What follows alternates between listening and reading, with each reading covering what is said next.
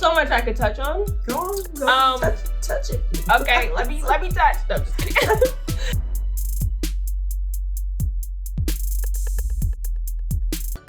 Hi, welcome back to our channel. I'm Susie. And I'm Ness, and this is Mom and Daughter Talk, where we hope to inspire, encourage, and uplift your mother-daughter relationships. Today, we're going to talk about the pros and cons of social media. And I want you to tell your story because I think yours is really unique in that you're a millennial, but you chose to get off of social media, which is kind of huge. So tell your story, Ness. Tell us what happened. Oh, goodness. Okay. So I decided to get off of social media about a year ago.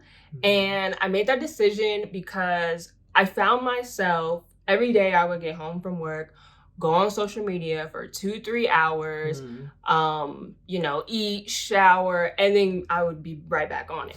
And I just found that it was so unproductive. And really for me, it got to a toxic point and toxic place where I was going on social media and every day when I would get off, I would feel like I was comparing myself to everybody else. I felt like I was less than once I got off social media. And I'm specifically talking about Instagram. I never had Twitter or whatever, but I'm specifically talking about the gram, where you scroll, you look at everybody's pictures. And so for me, that was the point where I really had to look in the mirror and be like, why do I feel so down like all the time? And I was putting that in my system every single day. So over time, it just like started to mess up my energy and my aura. So real quickly, where do you think that when you said you started feeling down, was it because you were comparing yourself with other people or you didn't get as many likes as you like? Where did that stem from? It was both. It was both. Okay. Because I was comparing myself because I was working 9 to 5, Monday through Friday, like most of us do. And I didn't have time to take selfies and pictures. And I was in a whole new city with no friends to take my pictures for me. So I was looking like, dang, everybody got all these cute selfies. And I used to do that, but now I don't. And so I was like, man, I'm just not with it no more, I guess. I see. And then the flip side was, I wasn't getting as many likes, I guess. And I was like, okay, I got to do something a little extra, so I could get these likes because that's what my followers like, Is it usually from the opposite sex that you want those likes from? Is that the goal usually for the average millennial? So, well, the average millennial, we're anywhere from 24 to 40. So I'll speak to the 20-year-old. Well, yeah. I'm not speaking for everybody. I don't know everybody, but the circle I was around and who I hung out with and who also influenced me, it's kind of like we gas up the fact that, oh, he slid in your DMs, oh, he liked your picture and all that. And then, all your friends are, taking pictures of the backside and all these different things. And so it's like, oh, well, I guess that's what I got to do. And you just conform to what you see in your friend group or guys around you, especially if you just want attention, you're trying to date, Valentine's Day, that's what happens. And, honestly, for me getting off of social media, I feel like God prepped my heart. He was prepping my heart for like 2 years because 2 years, I guess now 3 years prior, I didn't really like social media. I was like here and there, like 1 foot in. And I was really this close to getting rid of it when I was in college. So I was like 20, I guess. And I was so close to getting rid of it. But then I was like, I'll just keep it, And then you easily get back into that spiral. So fast forward 2 years, I was 22. And I actually decided to get off of it, but it was coupled with me substituting it for something else. So for me, that substitution was God and watching YouTube and sermons and godly relational podcasts and different things like that. And they're actually fun. I know you hear like sermon, oh my gosh, like, no, like I was watching like Christian-based people, you watch YouTube all the time, you watch movies, you watch series, like it's kind of like the same thing, but it's just so much more productive. You come out of it feeling so much more alive. And encouraged, yeah, absolutely. Yeah, I think that's a good point because I think about that scripture where it says, walk in the spirit and you will not fulfill the lust of the flesh, right? So it's not so much where you're white knuckling in, it's like, I'm not going to do this, I'm not going to do that, but really focus on doing something and then the thing that you don't want to do, will subside because you just don't have enough time to do both. It's kind of like walking into a room, you turn on the light. Guess what? The light is automatically going to chase the darkness away, right? So that's good that you that you decided to focus on what to do and then let the other thing just fall off. The thing that you didn't want to do. Yeah, that's great. That's great. And I'm not gonna lie, I didn't know how long I was gonna be off social media for. I'm thinking like, okay, maybe a month, maybe 2 weeks. And what happened for me was, like you said, I substituted with something else. And it just like piqued my interest so much. And honestly, I think it was literally like the Lord like drawing me in to get closer to him and start that journey of healing from my past, like all these things. And I was so consumed with that. It was easier because I couldn't see people on Instagram. I couldn't compare myself to anybody at that point. If all I'm doing is going to work, coming home, watching these sermons, watching these Christian people and getting like guidance and influence, all I'm watching is that. All I'm hearing is that. So I'm consumed with something completely different than what I was used to. Yeah. And I'll also say, I went extreme, okay? I'll just be transparent. I'll be honest. I went so extreme because at the same time, this was December 23rd, 2019. I'll never forget the date. I did it all at the same time. I got rid of my Instagram, my Facebook. I changed my number. I stopped entertaining guys. I stopped listening to all the mainstream music. Yeah, I did that. I did that. And I, once again, replaced it. So the music, I replaced it with Christian, godly, they have Christian, godly, rap, hip hop, R&B, pop, okay, genres, contemporary, worship. Like they have so many, and there's a bunch of dope people out there. And then started substituting it with YouTube. And then, the icing on top, I dyed my hair red. Not right now, but a year ago. I went full red and I was like, I'm on fire. Like, oh my God. Nobody can tell me nothing. And it was so cool because nobody knew that I dyed my hair. And I just liked that for some reason, being low key. Because I didn't show anybody. Okay. That's funny. What did you do in those times when initially you got off social media?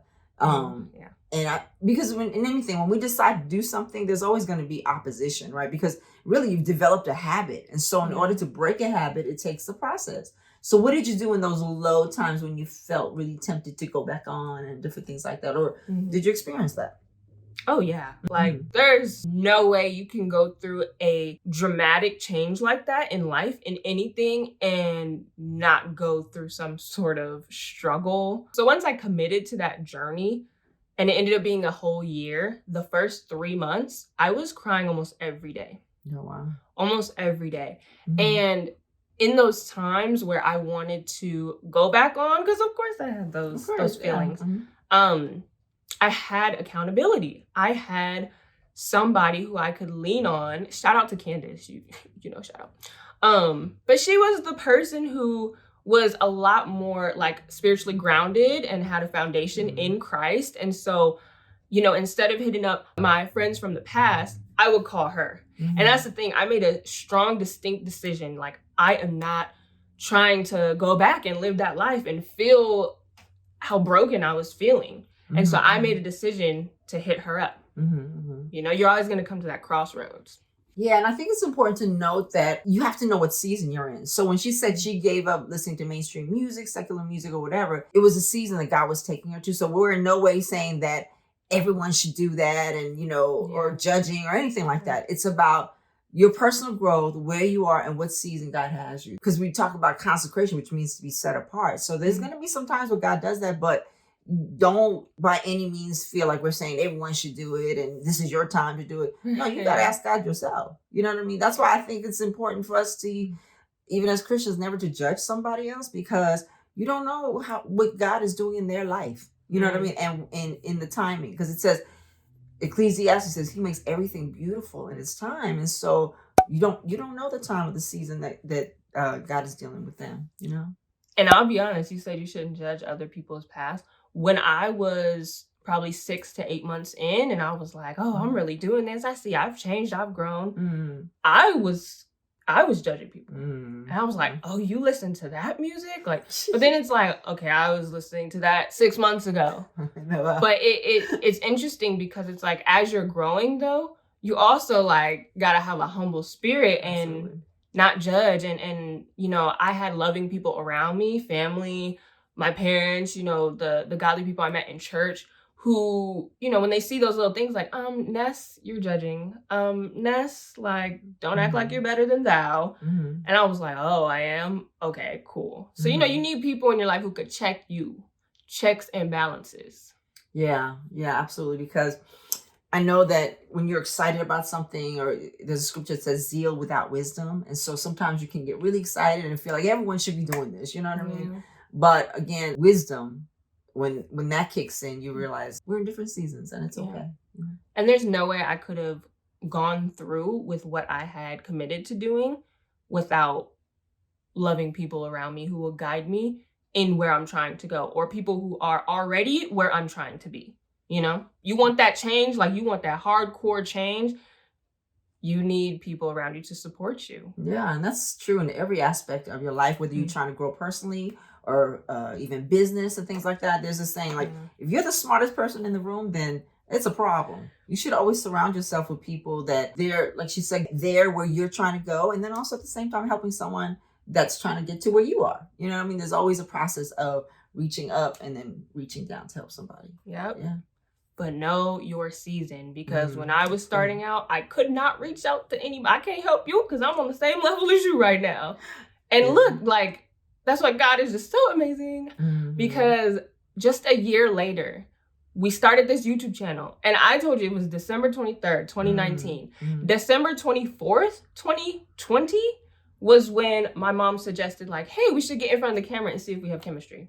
That's when, like, this YouTube was birthed. And I know completely, without a shadow of a doubt, it was because of my obedience and seeking God. Yeah, it brings light to the fact that in, again, whatever season or whatever we're doing, it's always a preparation for the next level of what God has for us. Yeah. So whatever, season you're in out there, be faithful and consistent in what you're doing. Even if it becomes kind of mundane and arduous, you are making steps to get there. One of my favorite quotes is, how do you get to the top of the mountain? One step at a time. Right? So you got to take those little steps. It's getting you to your goal. Absolutely. Okay, so I, on the flip side, never wanted to be on social media. I'm a very private person. And so I didn't even have a personal, Instagram. But I knew that through my business, and I have a business account, I knew I needed to do it. But I was very reluctant. Even on my business, like, it took a long time to even post a picture of either me and either one of my girls, because I don't know, I'm just private in that way. However, it really has helped me to grow. And so I think social media is neutral, just like money is neutral. It can be used for great things. It can be used for bad things, right? So it really is about the person whose hand it's in. You know what I mean? That how you navigate it, because it really has grown my business a lot, and I'm thankful for it, right? But I would have never on my own gone on it. I love that. It's all about the user. And honestly, whose hands it's in. Yeah. And honestly, I just got back on social media 2-3 months ago. And it was for this mom and daughter talk. IG in the link below. And so that's the only reason I got back on. I knew if I get back on, it will only be for business. And I just said that, like, when I first got off. And look, it manifested. But when I first got back on, I said to myself, and it really resonated, like, with my spirit, I was like, Instagram used to use me, but now I use Instagram. Ooh, that falls right in line with it. Yeah, absolutely. Yes. Ooh, that's good. That's why I said it. Yeah. Same thing with things, like, you can have things, but don't let things have you, right? Yeah. So being back on now, I'll be honest, I was scared. It was so scary to go back where I felt like I was losing myself and I was losing my identity. It was very scary. But that's why it's so keen to be able to hear God's voice. That's where you get your direction. That's where you get your instruction and the perfect timing of things. If I was doing this all on my own, guaranteed I would have slipped right back into what I was doing a year ago. And it's like, wow, that progress was for nothing. Yeah. But I was so keen. I was listening to God. I prayed before. I felt like I should go back on. And he uses people, man. He used people around me. Your YouTube channel, you got an Instagram? Or like, she was like, well, the only way we can have our YouTube link on Instagram is if we make a mom and daughter account. And I was like, oh, dang. I was like, okay. Uh-oh. Spaghetti. Yeah, and I think you brought up a really good point. Being objective and being neutral and asking the Lord, because he knows even how strong we are. Sometimes we're stronger than we think, right? But we don't even know that, because we know that when we were in that situation prior, the results weren't so good. Yep. But if you really feel led to do that, then God knows that you can handle it. I think about, there are times when people really surrender to the Lord, and sometimes the friends that they currently have kind of slip away or move away because they feel like, we just don't have it as many things as in common as we used to. I know that happened to me, Me too. But then if the Lord, as you're maturing, tells you to go back and reconnect with people, then do so. Then do so. You know what I mean? Because God knows people. And this is the thing, is that whether we're serving him or not, he loves us just the same. Yeah. Just the same. So much I could touch on. Go on. Touch it. Okay, let me touch. No, I'm just kidding. Okay, so I definitely went through that, just like you said, you went through that, where it's like letting go of the old so you can make room for the new. That was a struggle for me. I remember on that day, I was deleting all of my contacts and I was getting my new number. I went one by one. I went through it and I was like tunnel vision. I was like, okay, like who do I keep? Who do I not? And so I was just like deleting all these people and like praying for them before I deleted it. And I shed so many tears. Like I was bawling. I was crying as I was doing it, because it was like, I knew what I had to do in the spirit, but my flesh was like really trying to keep me where I was. But I was like, this is toxic. I can't keep all these people from high school. Like, I'm a grown adult. No. Some people, yes, but others, no. It was wild. And I made some mistakes along the way. I definitely did. I feel like maybe the way that I cut some people off wasn't the best. I'm sure I've hurt others in the past too, because I was hurting. I was trying to figure out my life, my new beginning in a sense. Like, and it's like, who do I take with me? Who do I not? Some people, easily fell off and that's cool. But others, it's like, I felt really guilty for a while too. So I had to walk through that and forgiving myself and just praying for them and whatever they're going through, because I was no longer connected to them. And those are key things, because if you still feel guilty or, you haven't forgiven somebody, there's no way, like you said, that you can be used to reconnect with somebody else. Because I've reconnected, sorry, I just have a lot to say. Because I've reconnected with people from my past too. And that was a shock to me, because when I deleted those numbers, like to me, it was like gone. Like I can't turn back. But then God is so gracious and merciful and like just knows the beginning from the end, that there's people from my past who I've reconnected with and we have a different type of relationship, because I have grown and they have grown and God brought them back into my life for a reason. And it's so amazing. Like they're back. Yeah.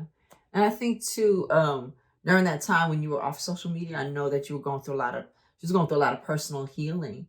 And I think about in the physical, whenever you have surgery, you have to have time to recover. And during that time of recovery, people can help you as far as, help you bring food or make you feel comfortable and things like that and help you. But at the end of the day, it just takes time for you to recover. And that recovery in some ways has to be by yourself, especially when it's emotional healing, things that a lot of soul searching and different things. And I think that's part of being a healthy person, because I always say anything that's healthy will grow. If something is stunted and it's not growing, then there's a red flag that something's not healthy, So I do know that was, I think, a process in your recovery to just shut everybody off for a bit and really focus on self-healing. Yep. I definitely see the difference in your life in a positive way. Yeah. Thanks. Yeah, I do too. I'm like, whoa. Okay. It's tough decisions, starting with getting rid of social media sometimes. It's not forever, you know, but taking that time for you, because we all go through it. People pleasing on social media, craving attention, wanting likes and comments, and you know, if you're a guy, wanting girls' attention. If you're a girl, wanting guys' attention. Whether you're going on just for business or not, that's going to happen. Because can you attest to going back on just for business? Like, did you get distracted in some way? Oh, yeah, absolutely. It's just like going down, you know, surfing the net or just going down a rabbit hole where like, oh, one thing leads to another. So you're on Instagram and then there's different ads, you know what I mean? And you know, the algorithms, and they know what you've been looking at. So they throw those things at you. And so, yeah, I can spend hours on there. And then what did I do? Just wasted a whole evening on just being distracted. But like we said on the flip, there are a lot of pros to social media, but you have to use it. It cannot use you. Once you feel like it's starting to use you, consider taking a step back and filling that time with something else, something productive. That's good. Well, thank you for joining us, and comment as far as some of your experiences. What have you experienced as far as being on or off social media and how it's affected your personal growth? We'd love to know. Yeah.